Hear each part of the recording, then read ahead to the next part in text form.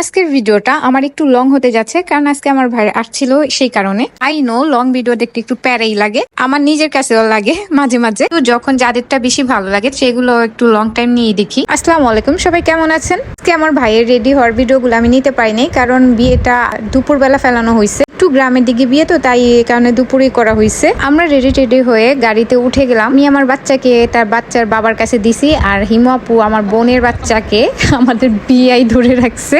হিমাপু আর আমার কত শান্তি। দেন আমরা রওনা দিয়ে দিলাম আর্টের উদ্দেশ্যে। আর গাড়ির ভিতরে আমি একটু ভাইয়াকে নিয়ে ভিডিও নিচ্ছিলাম, রং ঢং করতেছিলাম। বাই দ্য ওয়ে, আমাকে কেমন লাগতেছে সবাই একটু কমেন্ট করে জানাবেন। যদিও খুব তাড়াতাড়ি করে রেডি হয়েছি। क्या बोला तूने? नहीं पहले क्या बोला? चल। অনেক গরম ছিল, আর যেহেতু দুপুরের দিকে ছিল তাই সিম্পল থাকারই চেষ্টা করছি, তেমন ভারী কিছু ক্যারি করি নাই। কিন্তু একটা জিনিস খেয়াল করলাম, বিয়ের সময়গুলোতে আল্লাহর কিছু রহমত থাকে, কারণ সেদিন অনেক গরম পড়ছিল, কিন্তু তার মধ্যে এত বাতাস ছিল যে গরমটা অতটা যতটুকু লাগার কথা ছিল তার থেকে একটু কমই লাগছে। জামাইকে নিয়ে যখন বাসায় ঢুকতেছিলাম তখন তার শালিরা গেট আটকিয়ে দিছে। তার শালিদের আবদার ছিল বকশিস দেওয়ার।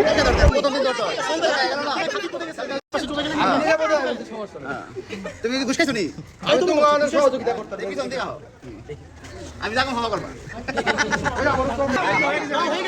হয়ে গেছে এতজন মানুষ আছে ঘামতিছি আপনাদের প্রেজেন্টেশন ভালো না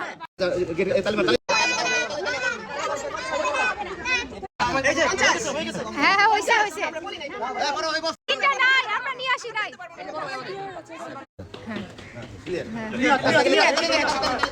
ভাইয়া তার শালিদের আবদার মিটিয়ে দেন আমরা সবাই মিলে ভাইয়াকে নিয়ে ভিতরে চলে গেলাম।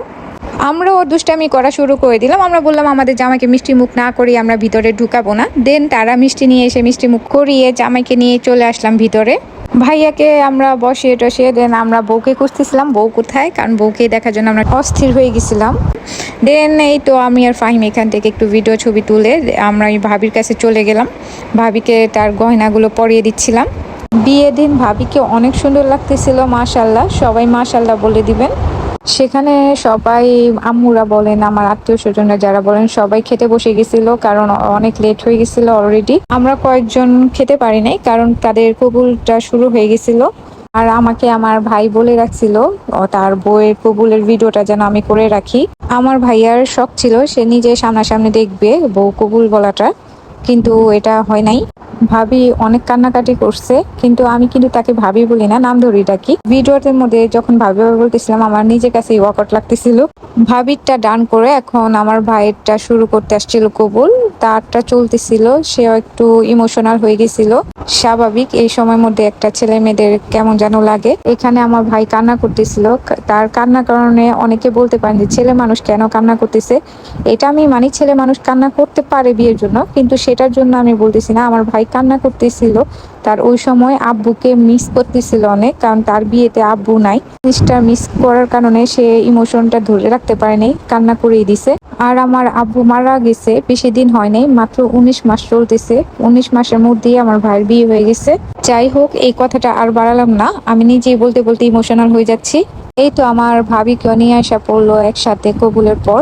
দেন আমার ভাইয়ের মুখে একটু হাসি ফুটলো, আর ভাবির একটু মন খারাপ ছিল, কান্না করতেছিল, সে কান্না থামাচ্ছিল না। দেন আস্তে আস্তে তাদের সবকিছু ঠিক হয়ে গেছে। এখন আমরা একটু সাইডে যে সেলফি নিচ্ছিলাম, সবাই মিলে একটু ভিডিও নিচ্ছিলাম সবাই। সেখানে আমরা সবাই ভিডিও সেলফি নিতে নিতে পিছন থেকে শুনলাম আমার ভাইয়ের নাকি জুতা চুরি হয়ে গেছে। ভাইয়ের শালি শালারা নাকি সুন্দর করে যে জুতাটা চাইছে, আর আমার ভাই সুন্দর করে খুলে দিয়ে দিছে। मैं बड़ा सख्त लौंडा हूं,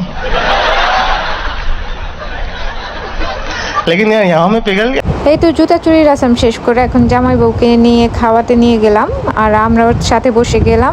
আমাদের নতুন বউকে দুই জামাই মিলে জ্বালানো শুরু করে দিচ্ছে।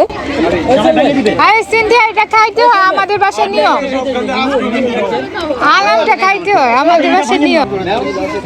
আমার কাজে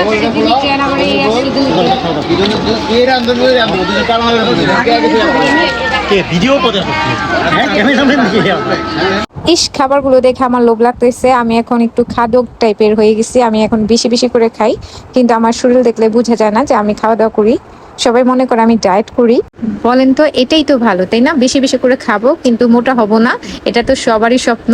অনেকে মোটা কমানোর জন্য কত কষ্ট করে, আমার বিনা পরিশ্রমে আমি আরো শুকাচ্ছি। আর সেইখানে আমার ভাইকে তার শালিগুলো পিছনে দাঁড়িয়ে দাঁড়িয়ে জ্বালিয়ে খাচ্ছিল। कौन है ये लोग? कहां से आते हैं?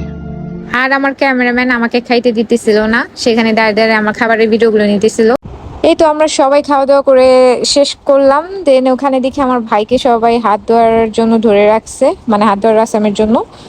এইগুলো ডিলিংস আমার বড় বোনের জামাইকে দিয়ে করাইছি, সে ডিলিংস করছে। আর আমরা যে সবাই ভাবির রুমে যেয়ে বসছি, সেখানে আর কথা বলতে বলতে একটু আমাদের যাওয়ার সময় এসে গেল। আমরা ভাইকে নিয়ে সেদিনই বাসায় চলে আসছি। আলহামদুলিল্লাহ সবকিছু ভালোভাবে হয়ে গেছে। সবাই নতুন কাপেলদের জন্য দোয়া করবেন। সবাই ভালো থাকবেন, সুস্থ থাকবেন। আল্লাহ হাফেজ।